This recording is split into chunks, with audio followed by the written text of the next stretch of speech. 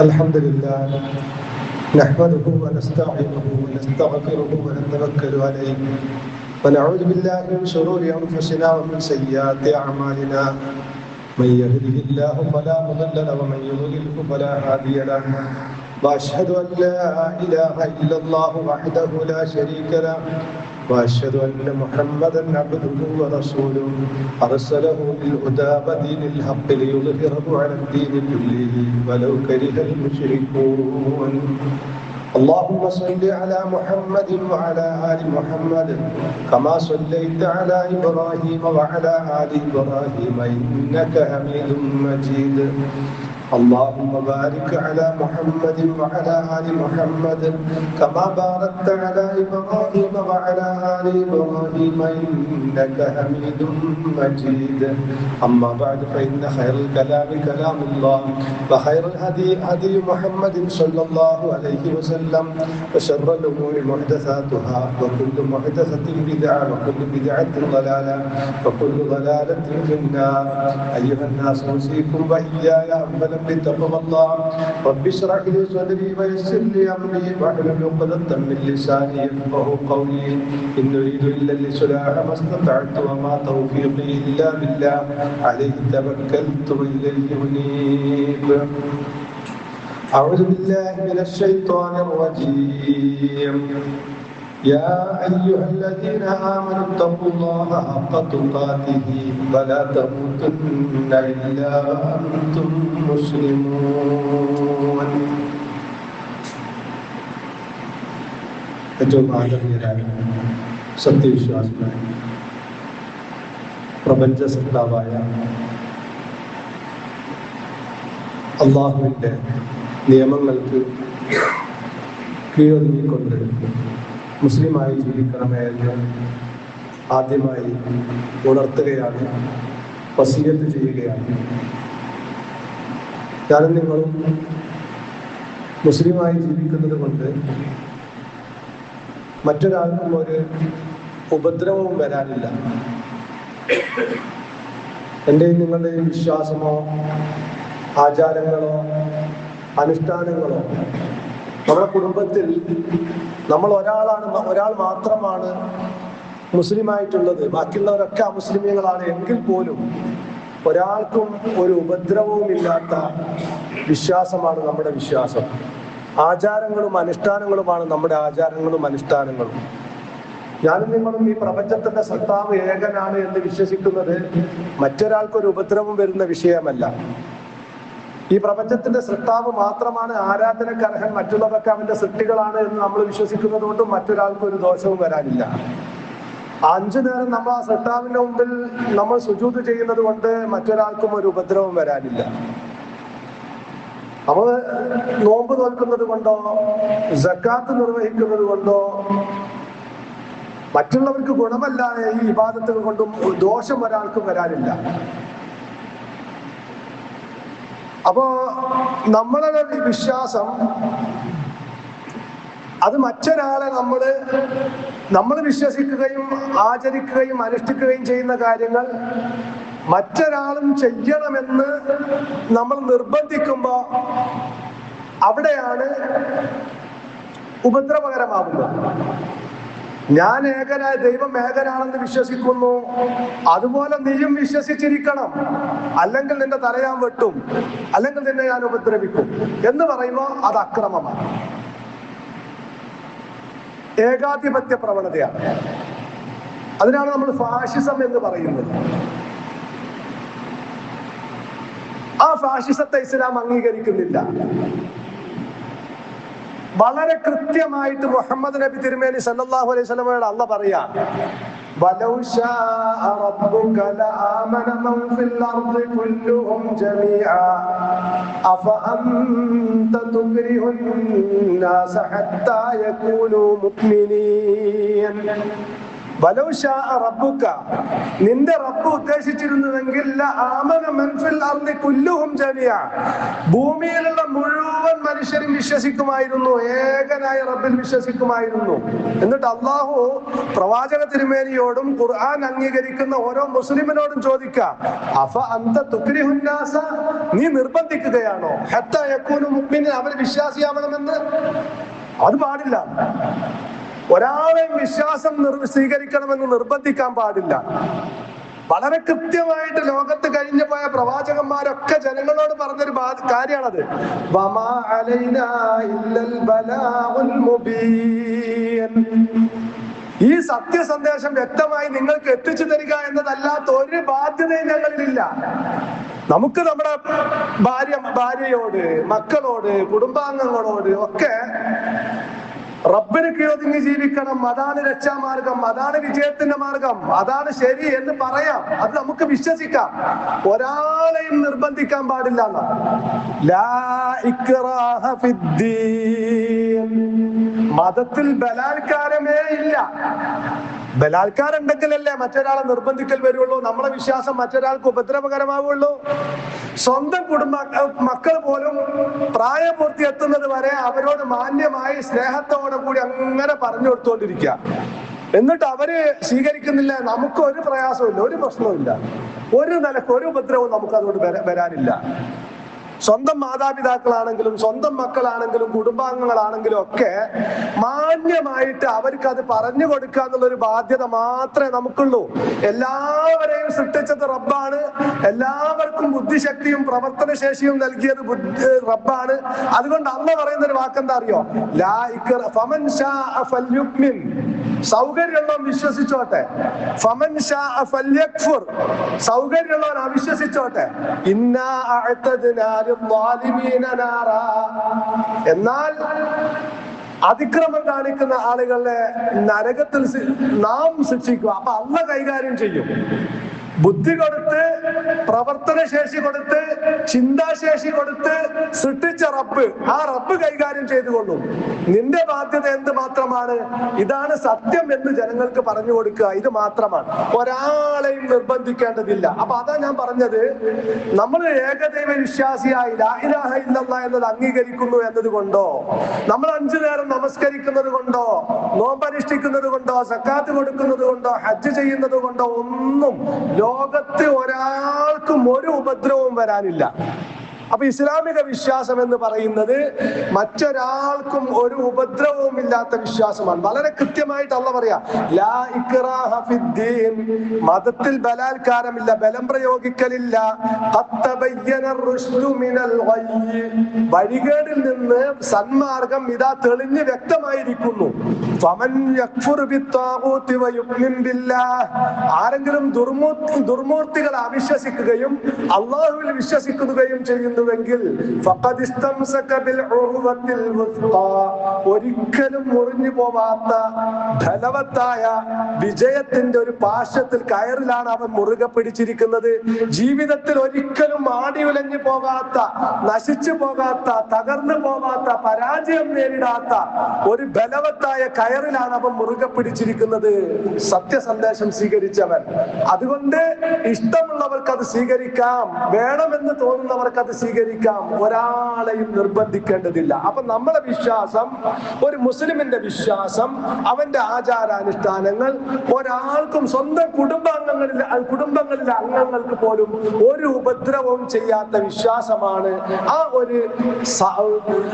ഒരു സമത്വം, സ്വാതന്ത്ര്യമാണ് ഇസ്ലാം മനുഷ്യർക്ക് വകവെച്ച് നൽകുന്നത് എന്നതാണ് നമുക്ക് കാണാൻ സാധിക്കുന്നത്. അത് ഖുർആൻ പഠിപ്പിക്കുന്ന ഒരു സ്വാതന്ത്ര്യമാണ്, ഖുർആൻ ജനങ്ങൾക്ക് നൽകുന്ന അവന്റെ സ്വാതന്ത്ര്യമാണ്. ഈ ഒരു സ്വാതന്ത്ര്യം നമ്മൾ ഖുർആൻ നൽകുന്നതാണ് എന്നതോടൊപ്പം നമ്മൾ ജീവിക്കുന്ന രാജ്യത്തും ഈ ഒരു സ്വാതന്ത്ര്യം ഉണ്ടായിരുന്നു, എല്ലാവർക്കും ഉണ്ട്.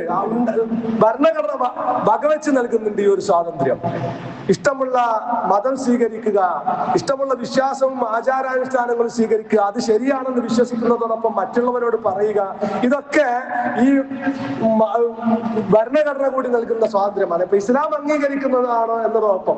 എന്നാൽ ഇപ്പൊ നമ്മുടെ ഏകദൈവ വിശ്വാസമോ നമ്മുടെ ആചാരാനുഷ്ഠാനങ്ങളോ മറ്റൊരാളിൽ അടിച്ചേൽപ്പിക്കാൻ പാടില്ല എന്ന് ഖുർആൻ പഠിപ്പിക്കുന്നത് പോലെ തന്നെയാണ് മറ്റുള്ളവർക്കും അവരുടെ വിശ്വാസ സ്വാതന്ത്ര്യങ്ങളുണ്ട്. ഇപ്പോ പശു ദൈവമാണ് എന്നൊരാൾക്ക് വിശ്വസിക്കണം, എന്നിട്ട് പശുവിനെ ആരാധിക്കണം, അയാൾക്ക് അങ്ങനെ ചെയ്യാനുള്ള സ്വാതന്ത്ര്യമുണ്ട്.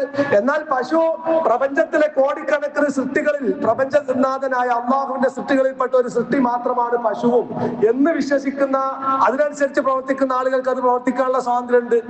എന്നാൽ അത് ദൈവമാണെന്ന് വിശ്വസിച്ച് അതിനെ ആരാധിക്കേണ്ടുന്ന ആളുകൾക്ക് ആരാധിക്കാനുള്ള സ്വാതന്ത്ര്യമുണ്ട്.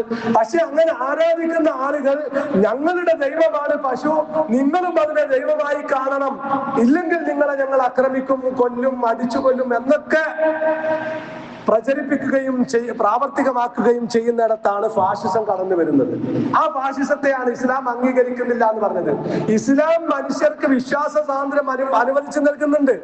സത്യം ഇതാണെന്ന് പറയുന്നതോടൊപ്പം ഫമൻ ശാഅ ഫൽയുമിൻ ഫമൻ ശാഅ ഫൽയക്ഫുർ, ഇത് സൗകര്യമുള്ളവർക്ക് വിശ്വസിക്കാം, സൗകര്യമുള്ളവർക്ക് അവിശ്വസിക്കാം എന്ന് പറഞ്ഞാൽ പശു, അള്ളാഹുവിന്റെ സൃഷ്ടിയായ പശുവിനെ ദൈവമായി നിങ്ങൾക്ക് കണ്ട് ആരാധിക്കണമെങ്കിൽ നിങ്ങൾക്ക് ആരാധിക്കാം. പക്ഷെ അത് മറ്റുള്ളവന്റെ മേൽ അടിച്ചേൽപ്പിക്കുമ്പോ അതിന്റെ പേരാണ് ഏകാധിപത്യ പ്രവണത, വിശ്വാസം അടിച്ചേൽപ്പിക്കുന്ന പ്രവണത, ഫാഷിസം എന്നൊക്കെ നമ്മൾ പറയുന്നത്. അതുകൊണ്ട് ഒരാളെ മേലും അത് അടിച്ചേൽപ്പിക്കാൻ പാടില്ല. ഇപ്പൊ ഭൂമിയെ ദേവതയായി കാണുന്നു, സൂര്യനെ ദേവനായി കാണുന്നു, ചന്ദ്രനെ ദേവനായി കണ്ടുകൊണ്ട് ആരാധിക്കുന്നു. ലോകത്ത് പല ജനവിഭാഗവും അങ്ങനെ ചെയ്തിട്ടുണ്ട്. പ്രവാചകന്മാര് ഇബ്രാഹിം നബി അലൈഹിസ്സലാമും അടക്കമുള്ള പ്രവാചകന്മാര് ആ ഒരു വിശ്വാസത്തെയാണ് എതിർത്തത്. സൂര്യനെ ദേവനായി കണ്ടുകൊണ്ട് ആരാധിക്കുന്ന, അഗ്നിയെ ദേവതയായി കണ്ടുകൊണ്ട് ആരാധിക്കുന്ന, ഭൂമിയെ ദേവിയായി കണ്ടുകൊണ്ട് ആരാധിക്കുന്ന ഒരു സ്വഭാവം മനുഷ്യരിലുണ്ട്. അതെല്ലാ കാലഘട്ടത്തിലും ഉണ്ടായിട്ടുണ്ട്. നമ്മുടെ നാട്ടിലും അത്തരത്തിലുള്ള വിശ്വാസമുണ്ട്. ഇപ്പൊ ഭൂമിയെ ദേവതയായി കണ്ട് ആരാധിക്കുന്നവർക്ക് ആരാധിക്കാനുള്ള സ്വാതന്ത്ര്യം ഇസ്ലാം വകവെച്ച് നൽകുന്നുണ്ട്. അതാണ് ഫമൻ ശാഅ ഫൽയുമിൻ ഫമൻ ശാഅ ഫൽയക്ഫുർ എന്ന് പറഞ്ഞാൽ. ഏകദൈവം വിശ്വസിക്കേണ്ട ദൈവം ഈ പ്രപഞ്ചത്തെ സൃഷ്ടിച്ചത്, പ്രപഞ്ചത്തിലെ സകല വസ്തുക്കളെയും, ഭൂമിയെയും സൂര്യനെയും ചന്ദ്രനെയും എല്ലാം സൃഷ്ടിച്ചത് റബ്ബാൻ. ലാ തസ്ജുദൂ ലിശംസി വലാ ലിൽഖമർ വസ്ജുദൂ ലില്ലാഹ്. നിങ്ങൾ സൂര്യനെയോ അല്ലെങ്കിൽ ചന്ദ്രനെയോ അല്ലെങ്കിൽ മറ്റേതെങ്കിലും സൃഷ്ടികളെയോ അല്ല പ്രണമിക്കേണ്ടത്, പകരം നിങ്ങൾ സുജൂദ് ചെയ്യേണ്ടത്, പ്രണമിക്കേണ്ടത്, പൂജിക്കേണ്ടത് റബ്ബിനെയാണ് എന്ന് ഖുർആൻ പഠിപ്പിക്കുന്നുണ്ട്. അത് സ്വീകരിക്കേണ്ടവർക്ക് അത് സ്വീകരിക്കാം. എന്നാൽ ഫമൻ ശാഅ ഫൽയക്ഫുർ, അത് അംഗീകരിക്കാത്ത ആളുകൾക്ക് അതും ചെയ്യാം. മനുഷ്യൻ അല്ലാഹു ബുദ്ധി നൽകിയിട്ടുണ്ട്, ചിന്താശേഷി നൽകിയിട്ടുണ്ട്. ഒരാൾക്ക് ഇതാണ് ദൈവം, സൂര്യനാണ് ദൈവം എന്ന് തോന്നുന്നെങ്കിൽ അങ്ങനെ ആരാധിക്കാം. ഭൂമിയാണ് ദൈവം എന്ന് തോന്നുന്നെങ്കിൽ ഭൂമിയെ ആരാധിക്കാം. ഇനി ഭൂമിയുടെ ഏതെങ്കിലും ഒരു ഭാഗം, ഒരു പ്രദേശം ദുർഗാദേവിയാണെന്ന് കരുതിക്കൊണ്ട് വിളിച്ചു പ്രാർത്ഥിച്ച് അതിനെ പാടിപ്പുകയത്തേണ്ടുന്ന ആളുകൾക്ക് അങ്ങനെ പാടിപ്പുകയത്താം. പക്ഷേ ഭൂമിയുടെ ഏതെങ്കിലും ഒരു ഭാഗത്തെ ദുർഗാദേവിയാണെന്ന് സങ്കല്പിച്ചുകൊണ്ട് അതിന് സ്തുതിഗീതം നിങ്ങളും പാടണം എന്ന് നിർബന്ധിക്കുമ്പോ അതൊരു വിഭാഗത്തിന്റെ വിശ്വാസം മറ്റൊരു വിഭാഗത്തെ അടിച്ചേൽപ്പിക്കലാണ്. അത് ഫാഷിസത്തിന്റെ ഭാഗമാണ്. അതുകൊണ്ട് ആ ഫാഷിസത്തെ ഇസ്ലാം അംഗീകരിക്കുന്നില്ല എന്നതുപോലെ തന്നെ നമ്മുടെ രാജ്യത്തെ ഭരണഘടനയും അംഗീകരിക്കുന്നില്ല. അപ്പൊ മനുഷ്യർക്ക് എല്ലാവർക്കും വിശ്വാസ സ്വാതന്ത്ര്യം ഉണ്ടാവണം എന്നതാണ് ഇസ്ലാമിന്റെ കാഴ്ചപ്പാട്. റസൂലുള്ളാഹി സ്വല്ലല്ലാഹു അലൈഹി വസല്ലം മദീനയിലേക്ക് വന്നപ്പോൾ അതാണ് റസൂലുള്ള സത്യം ജനങ്ങളോട് പറഞ്ഞു കൊടുത്തുകൊണ്ടേയിരുന്നു. ആളുകൾക്ക് അത് ബോധ്യപ്പെട്ടുകൊണ്ടിരുന്നു. ഓരോരുത്തരായിട്ട് ഇങ്ങോട്ട് കടന്നു വന്നുകൊണ്ടിരുന്നു. പക്ഷേ അതേ സമയത്ത് റസൂലുള്ളാഹി സ്വല്ലല്ലാഹു അലൈഹി വസല്ലം ജൂതന്മാർക്ക് അവരുടെ വിശ്വാസം അനുസരിച്ച് പ്രവർത്തിക്കാനുള്ള സ്വാതന്ത്ര്യം നൽകുകയും എന്നിട്ട് പരസ്പരം സൗഹൃദത്തിൽ ജീവിക്കാം, നമുക്ക് ഒരാളും അങ്ങോട്ടും ഇങ്ങോട്ടും അക്രമവും ഉപദ്രവവും നടത്താൻ പാടില്ല എന്ന് കരാറുണ്ടാക്കുകയും ചെയ്തിട്ടുണ്ട് റസൂലുള്ളാഹി സ്വല്ലല്ലാഹു അലൈഹി വസല്ലം. അപ്പൊ അതുകൊണ്ട് തന്നെ വിശുദ്ധ ഖുർആൻ പഠിപ്പിക്കുന്നത് എന്താണ്? ഓരോരുത്തർക്കും അവരവർക്ക് ഇഷ്ടമുള്ള വിശ്വാസം അനുസരിച്ച് ജീവിക്കാനുള്ള സ്വാതന്ത്ര്യമുണ്ട്. പക്ഷെ ശരി ഇതാ, നിങ്ങൾ മനസ്സിലാക്കിയ, നിങ്ങളുടെ മനസ്സാക്ഷിക്ക് ബോധ്യപ്പെട്ട സത്യം എന്തെങ്കിലും പാരമ്പര്യത്തിന്റെ അടിസ്ഥാനത്തിലോ ഞങ്ങൾ ഏതെങ്കിലും ഒരു പ്രത്യേക നാട്ടിലുള്ള സംസ്കാരത്തിന്റെ ഭാഗമാണ് എന്ന് പറഞ്ഞുകൊണ്ടൊക്കെ ന്യായീകരിച്ചുകൊണ്ട് അത് അംഗീകരിക്കേണ്ടത് ആളുകൾക്ക് അങ്ങനെ തന്നെ അംഗീകരിക്കാം. അതിലെ ശരിയും തെറ്റും പരിശോധിച്ചുകൊണ്ട് വിചാരണ നടത്തി ശിക്ഷിക്കുകയും രക്ഷിക്കുകയും ചെയ്യേണ്ടുന്ന ബാധ്യത റബ്ബിനാണ്. പക്ഷെ നിങ്ങളെ സംബന്ധിച്ചിടത്തോളം ആളുകളെ വിശ്വാസിയാവാൻ നീ നിർബന്ധിക്കുകയോ ഒരിക്കലും ചെയ്യാൻ പാടില്ല എന്ന് വളരെ കൃത്യമായിട്ട് വിശുദ്ധ ഖുർആൻ പ്രവാചക തിരുമേനി സല്ലല്ലാഹു അലൈഹി വസല്ലമയോട് കൂടി പഠിപ്പിക്കാൻ.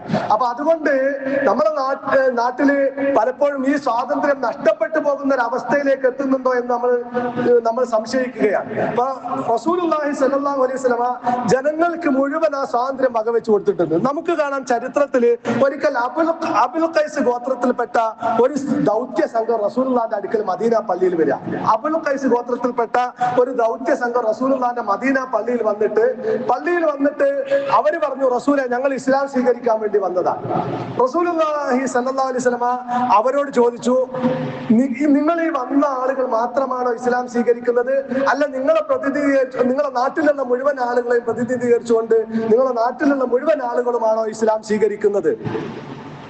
അത് ഈ വന്ന ആളുകൾ മാത്രമാണോ ഇസ്ലാം സ്വീകരിക്കുന്നത്? അതല്ല, ഈ വന്ന ആളുകളെ നാട്ടിലുള്ള ആളുകൾ മുഴുവൻ, എല്ലാവരും ഇങ്ങോട്ട് വരാൻ പറ്റാത്തത് കൊണ്ട് നാട്ടിലുള്ള ആളുകൾ ഇവരെ ചുമതലപ്പെടുത്തി ഞങ്ങൾ എല്ലാവരും ഇസ്ലാം സ്വീകരിക്കുന്നുണ്ട് എന്ന് റസൂലുള്ളാഹിന്റെ മുമ്പിൽ ബൈഅത്ത് ചെയ്യണം എന്ന് പറയാൻ വേണ്ടിയാണോ ചുമതലപ്പെടുത്തിയെന്ന് അറിയാൻ വേണ്ടി ചോദിച്ച. അപ്പൊ വന്ന ആളുകളൊക്കെ പറഞ്ഞു, റസൂലെ, ഞങ്ങൾ നാട്ടിലുള്ള മുഴുവൻ ആളുകളെയും പ്രതിനിധീകരിച്ചുകൊണ്ടാ വന്നത്. പക്ഷെ കൂട്ടത്തിൽപ്പെട്ട ഇബ്നുൽ മുൻസിർ റളിയല്ലാഹു അൻഹു പറഞ്ഞു, അല്ലല്ല, ഞങ്ങൾ മാത്രമാണ് ഇസ്ലാം സ്വീകരിക്കുന്നത്, നാട്ടിലുള്ള ആളുകൾ ഞങ്ങൾ അങ്ങനെ ചുമതലപ്പെടുത്തിയിട്ടൊന്നുമില്ല. എന്നിട്ട് ഇബ്നുൽ മുൻസിർ റളിയല്ലാഹു അൻഹു റസൂലുള്ളാഹിനോട് പറഞ്ഞു, റസൂലെ, ഓരോരുത്തർക്കും അവരുടെ വിശ്വാസം എന്ന് പറഞ്ഞാൽ വളരെ വലുതാണ്. അതുകൊണ്ട് നാട്ടിലുള്ള ആളുകളൊന്നും ഞങ്ങളെ മുഴുവൻ ചുമതലപ്പെടുത്തിയിട്ടില്ല, ഞങ്ങൾ മാത്രമാണ് ഇസ്ലാം സ്വീകരിച്ചുകൊണ്ട് ബൈഅത്ത് ചെയ്യാൻ വേണ്ടി വന്നിട്ടുള്ളത്. ആ സമയത്ത് റസൂലുള്ളാഹി സ്വല്ലല്ലാഹു അലൈഹി വസല്ലം ഇബ്നുൽ മുൻസിർ റളിയല്ലാഹു അൻഹുവിനോട് പറഞ്ഞൊരു വാക്കുണ്ട്, ഇന്ന ഫീക ഹസലത്തൈനി യുഹിബ്ബുഹുമല്ലാഹ് അൽ ഹിൽമു വൽ അനാത്. താങ്കൾ വിവേകവും പക്വതയുമുള്ള ആളാണെന്നാ. നാട്ടുകാർക്കൊക്കെ വിശ്വാസ സ്വാതന്ത്ര്യമുണ്ട്, ആരാധനാ സ്വാതന്ത്ര്യമുണ്ട്, നാട്ടുകാരൊക്കെ ഞങ്ങളെ ചുമതലപ്പെടുത്തിയിട്ടൊന്നുമില്ല, ആളുകൾക്കൊക്കെ ഇഷ്ടമുള്ള പോലെ അവരുടെ വിശ്വാസം വലുതാണ് എന്ന് പറഞ്ഞ ഇബ്നുൽ മുൻസിർ റളിയല്ലാഹു അൻഹുവിനോട് റസൂലുള്ളാഹി പറയാ, അള്ളാഹു ഇഷ്ടപ്പെടുന്ന നല്ല രണ്ട് ഗുണങ്ങൾ താങ്കളിലുണ്ട്. ഒന്ന് വിവേകത്തോടു കൂടി പെരുമാറുക എന്നുള്ളതാണ്, മറ്റൊന്ന് പക്വത എന്നതാണ്. ആ പക്വതയാണത്. അപ്പൊ പക്വത കാണിക്കണം. ആളുകൾക്കൊക്കെ അവരുടെ വിശ്വാസം വലുതാണ്, അത് വകവെച്ചു കൊടുക്കാനുള്ള സ്വാതന്ത്ര്യം വകവെച്ചു കൊടുക്കണം എന്ന് പഠിപ്പിക്കുക. അതാണ് വിവേകം എന്ന് റസൂലുള്ളാഹി സ്വല്ലല്ലാഹു അലൈഹി വസല്ലം പഠിപ്പിക്കുക. അപ്പൊ നമ്മൾ ചെയ്യേണ്ടത് ഒരാളുടെ മേലും വിശ്വാസം അടിച്ചേൽപ്പിക്കപ്പെടാൻ പാടില്ല. ഇത് നമ്മൾ ഈ രാജ്യത്ത് ജീവിക്കുമ്പോൾ നമുക്ക് എല്ലാവർക്കും അവരവരുടെ വിശ്വാസം കാത്തു സൂക്ഷിക്കാനുള്ള സ്വാതന്ത്ര്യമുണ്ട്. ഈ സ്വാതന്ത്ര്യം എന്ന് പറയുന്നത് ഭരണം ഏതെങ്കിലും ഒരു വർഗം ഒഴിവാക്കി മറ്റൊരു വിഭാഗം ഭരണം ഏറ്റെടുക്കുന്നതല്ല സ്വാതന്ത്ര്യം എന്ന് പറയുന്നത്. സ്വാതന്ത്ര്യം എന്ന് പറയുന്നത് അവനവന്റെ ജീവനും സ്വത്തിനും സുരക്ഷിതത്വം കിട്ടുക, അതോടൊപ്പം അവനവന് വിശ്വാസ സ്വാതന്ത്ര്യം, ആരോഗ്യം സംരക്ഷിക്കാന്, വിദ്യ അഭ്യസിക്കാന്, യാത്ര ചെയ്യാനൊക്കെ ഉള്ള സ്വാതന്ത്ര്യം ഉണ്ടാകുക. മറ്റൊരാൾക്ക് ഉപദ്രവകരമല്ലാത്ത നിലയ്ക്ക് ഈ കാര്യങ്ങളൊക്കെ ചെയ്യാനുള്ള സ്വാതന്ത്ര്യമാണ് യഥാർത്ഥത്തിൽ സ്വാതന്ത്ര്യം എന്ന് പറയുന്നത്. അതാണ് ഇസ്ലാം അംഗീകരിച്ച് നൽകുന്ന സ്വാതന്ത്ര്യം. അല്ലാതെ ഒരു ഭരണത്തിൽ ഒരു വിഭാഗം ഭരണം നടത്തി അവരിൽ നിന്ന് മറ്റൊരു കൂട്ടർ ഭരണം പിടിച്ചെടുക്കുക, അതല്ല സ്വാതന്ത്ര്യം എന്ന് പറയുന്നത്. അപ്പൊ ഈ അവകാശം നിങ്ങൾ ജനങ്ങൾക്ക് വകവെച്ചു കൊടുക്കണം. ലാ ദററ വലാ ദിറാറ ഫിൽ ഇസ്ലാം. ഒരാൾക്കും ഉപദ്രവിക്കും ചെയ്യലുമില്ല, ഉപദ്രവം ഏൽപ്പിക്കപ്പെടലും ഇസ്ലാമിലില്ല എന്നാണ്. ഉപദ്രവിക്കാന്ന് പറഞ്ഞാൽ മറ്റൊരാൾ നേർക്കേറെ ഉപദ്രവിക്കുക.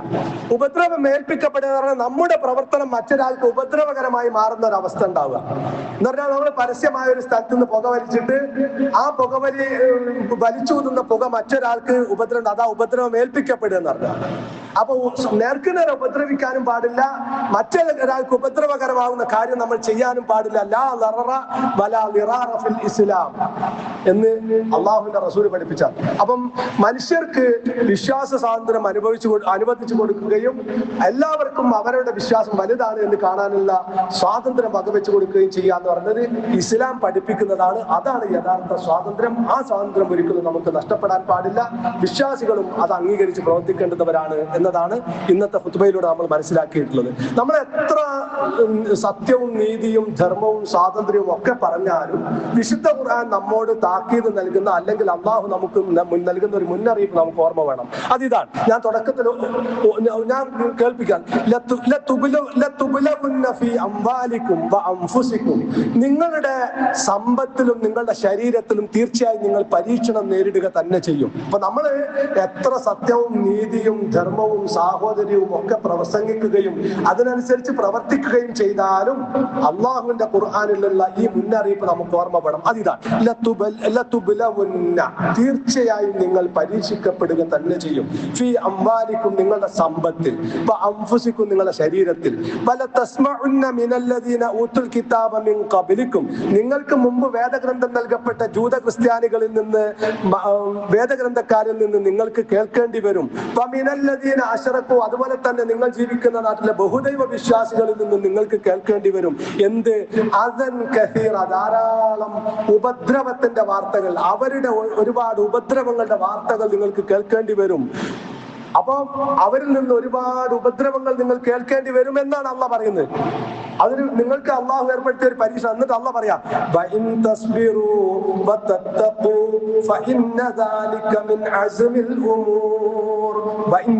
നിങ്ങൾ ക്ഷമ കൈക്കൊള്ളണം, നിങ്ങൾ അള്ളാഹുവിനെ സൂക്ഷിച്ച് ജീവിക്കണം. അവരുടെ ഒരു തിട്ടൂരങ്ങൾക്കും വഴങ്ങാതെ അള്ളാഹുവിന്റെ നിയമങ്ങൾക്ക് കീഴൊതുങ്ങിക്കൊണ്ട് ക്ഷമയോടുകൂടി സഹനത്തോടുകൂടി നിങ്ങൾ ജീവിക്കുക. കാര്യങ്ങളിൽ നല്ല ദൃഢനിശ്ചയം ആവശ്യമുള്ള ഒരു കാര്യമാണ് അത്. അപ്പൊ എങ്ങനെങ്കിലും അങ്ങ് ഈ കാറ്റത്ത് ആടി വലഞ്ഞു പോകുന്ന മനസ്സിൽ ഈമാനുള്ള ആളുകൾക്ക് അത് പറ്റില്ല. എന്ത് പ്രതിസന്ധി ഘട്ടം വന്നാലും ലാ ഇലാഹ ഇല്ലല്ലാഹ് മുറുകെ പിടിച്ചുകൊണ്ടല്ലാതെ ഞാൻ ജീവിക്കുകയില്ല, ആ ലാ ഇലാഹ ഇല്ലല്ലാഹ് അംഗീകരിക്കാൻ ജീവിക്കാൻ സാധിക്കാതെ ഒരവസ്ഥ വരുമ്പോ എന്റെ ജീവൻ ബലിയർപ്പിക്കേണ്ടി വന്നാലും ഞാൻ അതിന് തയ്യാറാണ്. അതാണ് നിങ്ങൾ സൂക്ഷ്മതയും ക്ഷമ കൈക്കൊള്ളുകയും സഹനത്തോടു കൂടി നിലനിൽക്കുകയും അള്ളാഹുവിനെ സൂക്ഷിക്കുകയും ചെയ്യുന്നുവെങ്കിൽ അതാണ് നിങ്ങളുടെ വിജയമാർഗം. കാര്യങ്ങളിൽ ദൃഢനിശ്ചയം ആവശ്യമുള്ള കാര്യമാകുന്നു അത് എന്ന് അള്ളാഹു അറിയിക്കുന്നുണ്ട്. അതുകൊണ്ട് നമ്മൾ എത്ര നീതിയും സൗഹാർദ്ദവും മതേതരത്വവും ഒക്കെ പ്രസംഗിച്ചാലും ഒരുപാട് പരീക്ഷണങ്ങളും പ്രയാസങ്ങളും നമുക്ക് നേരിടേണ്ടി വരിക തന്നെ ചെയ്യും എന്നാണ് അള്ളാഹു ഖുർആനിൽ അറിയിക്കുന്നത്. ആ പരീക്ഷണങ്ങളെയൊക്കെ സഹനത്തോടു കൂടി നേരിടുക, യഥാർത്ഥ വിശ്വാസിയായി ജീവിച്ച് ഈമാനോടുകൂടി മരിക്കാൻ നമ്മൾ ഓരോരുത്തരും ശ്രദ്ധിക്കുക. സർവശക്തനായ നാഥൻ എന്നെയും നിങ്ങളെയും അതിനെ അനുഗ്രഹിക്കുവാനാവട്ടെ.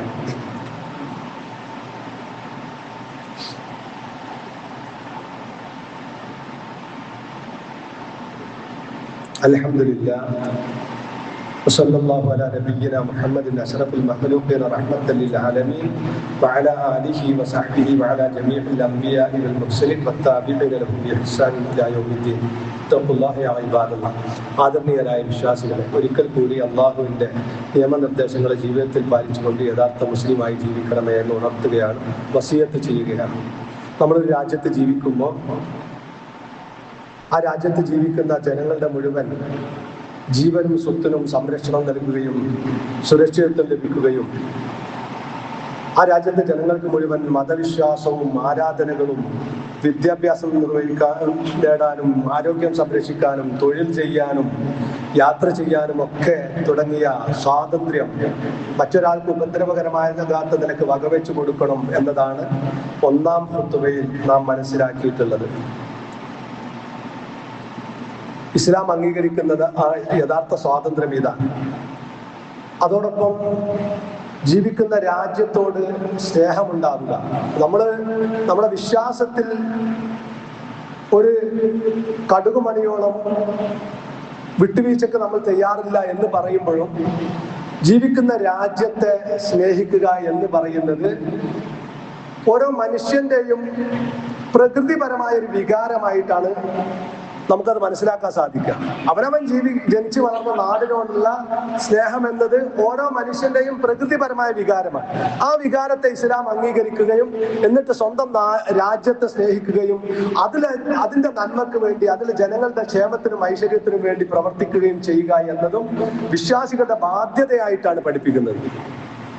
നോക്കൂ നിങ്ങൾ, നമ്മുടെ രാജ്യത്തെ മറ്റൊരു നാട്ടിലുള്ള ആളുകൾ വന്നിട്ട് ചൂഷണം ചെയ്ത് ജനങ്ങളെ പൊറുതിമുട്ടിച്ചുകൊണ്ടിരുന്നപ്പോ ഈ രാജ്യത്തെ സ്നേഹിക്കുകയും ഈ രാജ്യത്തിന്റെ സ്വാതന്ത്ര്യത്തിന് വേണ്ടി പോരാടുകയും ചെയ്യുക എന്നത് നമ്മുടെ വിശ്വാസത്തിന്റെ ഭാഗമാണ് എന്ന് അന്ന് ജീവിച്ച പണ്ഡിതന്മാര് പ്രമാണങ്ങളുടെ അടിസ്ഥാനത്തിൽ ഫത്വ കൊടുത്തിരുന്നു. അത് നമ്മുടെ വിശ്വാസത്തിന്റെ ഭാഗമാണ്, നമ്മുടെ പ്രകൃതിയാണ്, മനുഷ്യ പ്രകൃതിയാണ്. റസൂലുള്ളാഹി സ്വല്ലല്ലാഹു അലൈഹി വസല്ലമ മക്കയിൽ നിന്ന് ആട്ടി ഓടിക്കപ്പെടുന്ന ഒരു അവസ്ഥ ഉണ്ടായല്ലോ. എന്നിട്ട് പിന്നീട് ഒരിക്കൽ മക്കയിലേക്ക് തിരിച്ചു വരുമ്പോ റസൂലുള്ളാഹി സ്വല്ലല്ലാഹു അലൈഹി വസല്ലമ മക്കയെ നോക്കി പറയുന്ന ഒരു വാക്കുണ്ട്. റസൂലുള്ള പറയാണ്, വല്ലാഹി ഇന്നക ലഅഹബ്ബുൽ ബിലാദി ഇലയ്യ. റസൂലുള്ള ജനിച്ചു വളർന്ന് കളിച്ചു വളർന്ന നാടാ. റസൂലുള്ള പറയാ, വല്ലാഹി അല്ലാഹുവേ സത്യം, ഇന്നക ലഅഹബ്ബുൽ ബിലാദി, എനിക്ക് നാടുകളിൽ വെച്ച് ഏറ്റവും ഇഷ്ടപ്പെട്ട നാട് നീയാണ്. ഞാൻ ജനിച്ചു വളർന്ന കളിച്ചു വളർന്ന നാട്, ഈ നാട് അതാണ് എനിക്ക് ഏറ്റവും ഇഷ്ടപ്പെട്ടത്. എന്നിട്ട് പറയാ, വലൗലാ അഖ്റജനി ഖൗമുകി മാ ഖറജ്തുകി, നിന്റെ ഈ ജനത എന്നെ ഈ നാട്ടിൽ നിന്ന് പുറത്താക്കിയില്ലായിരുന്നുവെങ്കിൽ ഞാൻ പുറത്തു പോകുമായിരുന്നില്ല എന്ന് പറഞ്ഞാൽ, ജനിച്ചു വളർന്ന നാട്, ജീവിച്ച നാടിനോടുള്ള സ്നേഹം അത് മനുഷ്യപ്രകൃതിയാണ്, അത് അള്ളാഹുവിന്റെ റസൂൽ അംഗീകരിച്ചതാണ്. അതുകൊണ്ട് തന്നെ ആ രാജ്യത്തിന്റെ ക്ഷേമത്തിനും ഐശ്വര്യത്തിനും വേണ്ടി, നന്മയ്ക്കു വേണ്ടി പ്രവർത്തിക്കുക എന്നത് ഓരോ മുസ്ലിമിന്റെയും ബാധ്യതയാണ് എന്നുള്ള നിലയ്ക്ക് ഖുർആനിൽ നിന്നും ഹദീസിൽ നിന്നും വളരെ വ്യക്തമായി നമുക്ക് മനസ്സിലാക്കാൻ സാധിക്കും. ഒരു മുസ്ലിമിനെ സംബന്ധിച്ചിടത്തോളം ഏത് നാട്ടിൽ അവൻ ജീവിക്കുകയാണെങ്കിലും ഒരു അക്രമ പ്രവർത്തനത്തിലും അവൻ ഏർപ്പെടാൻ പാടില്ല എന്നുള്ളത് ഇസ്ലാമിന്റെ അടിസ്ഥാനപരമായ നിയമമാണ്. അത് അള്ളാഹു നമ്മെ വിളിച്ചു പറയുന്ന കാര്യമാണ്.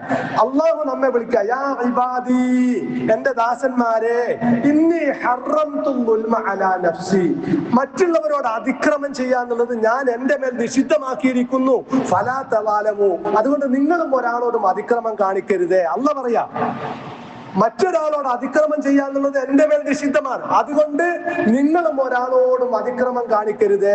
അപ്പൊ നമ്മൾ ഒരു മുസ്ലിമിനെ സംബന്ധിച്ചിടത്തോളം, അവൻ ഇന്ത്യക്കാരനായിരുന്നാലും ശരി, ഏത് നാട്ടുകാരനായിരുന്നാലും ശരി, ഒരാളോടും അതിക്രമം കാണിക്കാതെ, ഒരാൾക്കും ഒരു ഉപദ്രവം ചെയ്യാതെ ജീവിക്കുക എന്നുള്ളതാണ് ഒരു മുസ്ലിമിന്റെ വിശേഷണം. ഇത് ഞാൻ പറയുമ്പോൾ ഒരു പക്ഷേ നിങ്ങളെ മനസ്സിൽ IS ബോക്കോ ഹറാമൊക്കെ അല്ലേ എന്ന് പറയും.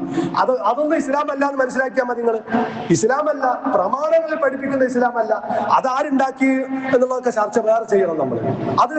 നമ്മൾ പറയുന്നത് അള്ളാഹുവിന്റെ ഖുർആനിലുള്ള ഇസ്ലാം, അള്ളാഹുവിന്റെ റസൂല് പഠിപ്പിച്ച ചര്യയിലുള്ള ഇസ്ലാമാണ് നമ്മൾ പറയുന്നത്. അതൊരാൾക്കും ഒരു ഉപദ്രവവും ചെയ്യാതെ ജീവിക്കുക എന്നുള്ളതാണ്. ആളുകൾക്ക് അവരുടെ മതവിശ്വാസം വകവെച്ചു കൊടുക്കുക, സ്വാതന്ത്ര്യം വകവെച്ചു കൊടുക്കുക എന്നുള്ളതാണ്. എല്ലാവരുടെയും ക്ഷേമത്തിനും ഐശ്വര്യത്തിനും വേണ്ടി പ്രവർത്തിക്കുക എന്നുള്ളതാണ്. അതാണ് ഇസ്ലാം. പ്രമാണങ്ങളിൽ നിന്ന് മനസ്സിലാക്കുന്ന ഇസ്ലാം.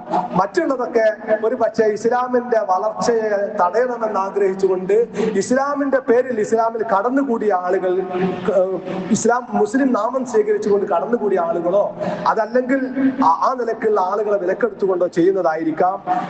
നമുക്കത് അങ്ങനെ തന്നെ കൃത്യമായി ആണ് എന്ന് പറയുന്നെങ്കിൽ അത് തെളിവ് വേണം. പക്ഷെ നമുക്ക് യഥാർത്ഥ മുസ്ലിം ഒരിക്കലും ഒരു രാജ്യദ്രോഹിയാവുകയില്ല, മറ്റൊരാൾക്ക് ഉപദ്രവം ചെയ്യുന്നവനാവുകയില്ല എന്ന് ഖുർആനിൽ നിന്ന് ഹദീസിൽ നമുക്ക് മനസ്സിലാക്കാം. ആ നിലക്ക് ശാന്തമായി നാടിന്റെ നന്മക്ക് വേണ്ടി ഒത്തൊരുമിച്ച് പ്രവർത്തിക്കുന്ന നല്ല വിശ്വാസികൾ നമ്മളെല്ലാവരും ഉൾപ്പെടുക.